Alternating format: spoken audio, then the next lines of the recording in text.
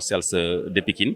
Nous sommes aujourd'hui jeudi 1er mai et 1er mai c'est la fête du travail, c'est la fête des travailleurs.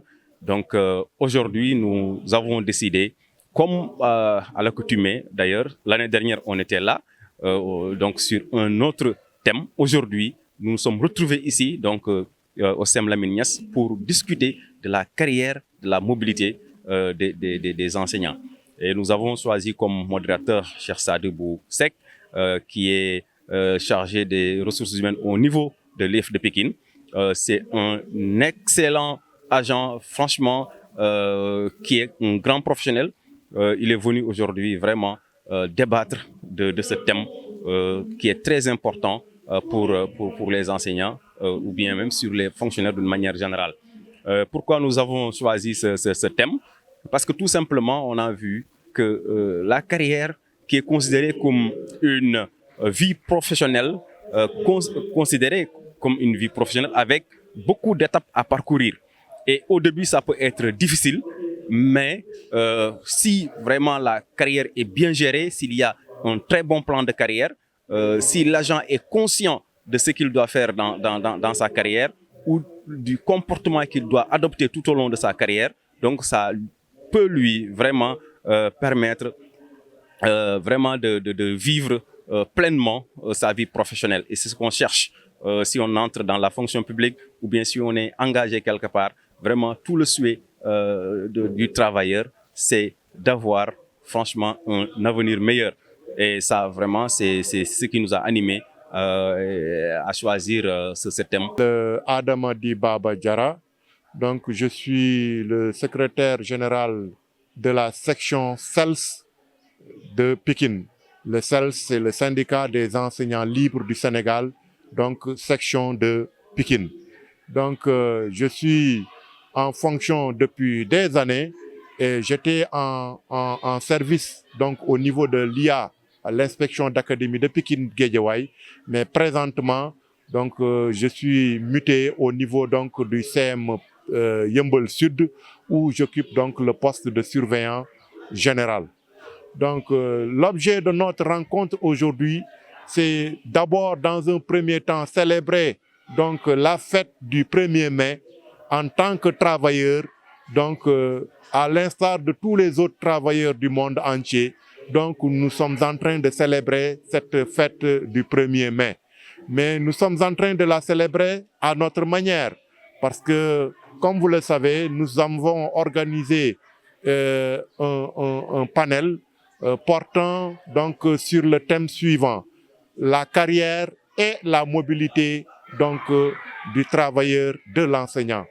Quant à la mobilité, ça concerne les différentes mutations, les différentes affectations dans les différents lieux de travail donc de l'agent. Donc ça nous interpelle donc ça nous interpelle de toute façon et ça concerne tous les enseignants donc du Sénégal. Alors donc nous sommes là aujourd'hui, nous allons communier, nous allons discuter, nous allons poser des questions et nous avons parmi nous des gens que nous avons invités pour animer le débat, mais aussi pour répondre aux différentes questions qui seront posées par les différents intervenants. Donc voilà en quelque sorte l'objet donc de notre rencontre. Comme je l'ai dit, nous célébrons la fête du 1er mai, mais nous la célébrons à notre manière en organisant un débat sur le thème donc carrière et mobilité des enseignants. Par rapport aux attentes, je veux dire, en tout cas, je vais revenir sur la principale attente que aujourd'hui le syndicat des enseignants libres du Sénégal, et comme tous les autres enseignants d'ailleurs, ont déjà posé depuis des années et derrière laquelle nous sommes en train de courir depuis des années, c'est-à-dire le problème des décisionnaires. Comme vous le savez, il y a deux types d'enseignants. Il y a l'enseignant fonctionnaire, mais il y a l'enseignant décisionnaire. L'enseignant fonctionnaire, je ne vais pas revenir sur cela.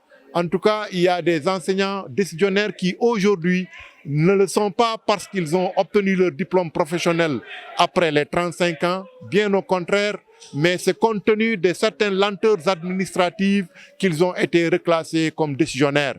Donc c'est la raison pour laquelle nous avons demandé à l'État qui était là, mais nous demandons aussi à l'État qui est là aujourd'hui, ceux qui sont élus, qui sont nouvellement élus, de prendre la chose en main, de pouvoir régler ce problème-là. Parce qu'il s'agit là de la modification, de la rectification donc d'un décret qui a été signé il y a quelques années de cela. Donc nous sollicitons le gouvernement, nous lui demandons de bien vouloir revoir ce décret-là, apporter les rectificatifs qu'il faille pour prendre en charge donc le problème de ces décisionnaires. Donc en fait, merci beaucoup. Vraiment, je salue tous vos téléspectateurs. Nous étions juste aujourd'hui en train de célébrer la fête du 1er mai avec quand même une thématique assez importante, c'est la carrière et la mobilité des enseignants. Mais on ne saurait parler de carrière sans pour autant faire l'historique. C'est ce qui m'a amené quand même à faire l'historique du mouvement syndical de 1919 pratiquement avec la grève des cheminots à pratiquement les années 2000 et les années présentes. Parce qu'il y a eu quand même du chemin. C'est vrai que, comme je l'ai dit tantôt, avec Léopold Sédar Senghor, le parti unique, nous avions eu peut-être en son temps des organisations, ça peut-être je ne l'ai pas dit dans la partie Wolof, des centrales syndicales très fortes, qui étaient même considérées comme la 8e région du Sénégal, parce qu'autant nous en avions 7. Donc la CNTS était pratiquement la 8e région du Sénégal, du point de vue de son ancrage et de son influence au niveau étatique. Et je pense que c'est positif d'une part, même si après, il y a eu avec le multipartisme l'éclatement et la désaffiliation de beaucoup d'organisations syndicales de cette centrale syndicale-là. Donc il y a eu après, comment on appelle, la suppression ou l'interdiction du syndicat des enseignants du Sénégal, dont beaucoup ont quand même été dans la clandestinité après. Il y a eu la naissance du SUDES, des flancs duquel est sorti aujourd'hui l'UDEN et le SAES, le syndicat autonome des enseignants du supérieur. Donc pour dire qu'il y a eu quand même une histoire. Maintenant, avec les années 2000, on a eu quand même l'avènement des syndicats des corps émergents, avec leur particularité, c'est ces volontaires de l'éducation, qui, au début, comme je l'ai dit tantôt, n'avaient pas de plan de carrière. Après 4 ans, ils devaient être libérés. Donc il y a eu quand même, avec l'avènement de la mise en place de l'amicale des volontaires de l'éducation, dont beaucoup de membres aujourd'hui sont au niveau étatique.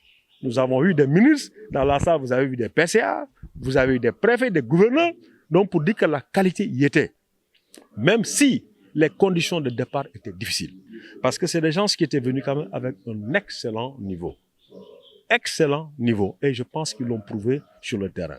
Donc le CELS et aussi tous les syndicats qui l'ont rejoint dans la lutte aujourd'hui a pu, à partir des années 2000, impulser une nouvelle dynamique. Ce qui fait qu'en 1999, avec l'existence du décret, il y a eu pour les maîtres contractuels quand même, et les professeurs contractuels, un plan de carrière. Donc, les maîtres contractuels ont pu bénéficier de cet arrêté 99-908 là, qui quand même de façon très claire leur permettait aujourd'hui d'exercer en toute dignité et aussi avec le minimum requis pour pouvoir atteindre les objectifs d'enseignement. Donc, je vous dis que c'est toute une histoire. On en a parlé de façon ramassée. Pour chaque pan de mon développement, on pouvait en faire une journée de réflexion, mais on a voulu quand même partager pour que les jeunes générations puissent s'en inspirer.